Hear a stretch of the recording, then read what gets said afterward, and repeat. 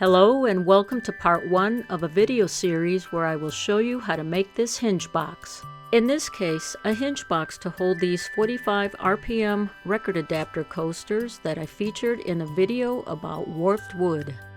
Now in video 1, we begin here at Boxes.py.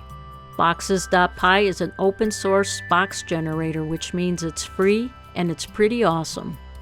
There's a lot to explore here, but for this project, under Boxes with Flex, I'll be using the Flex Box option. We are going to keep the default settings for the finger joints and flex and change the box dimensions and a few of the other settings.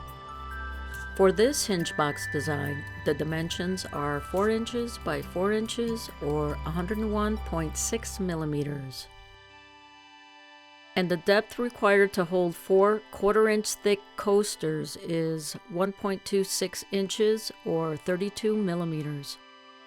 I'll uncheck this box since our dimensions are for the inside of the hinge box. The latch radius is 3/4 of an inch or 19 millimeters with a latch size of 10. Now this thickness setting will vary depending on your material. My blue acrylic is supposed to be an 1/8 inch thick, but when I measured with calipers, the exact dimension was 0.11 inches or 2.8 millimeters. It matters, so if you are following along and making your own hinge box, be sure to measure your own material. There are many options for downloading a file. The SVG file format works great for laser cutting and will allow us to use either Adobe Illustrator, CorelDRAW, GIMP, or other vector-based applications. Uncheck the Labels box and change the reference to 0.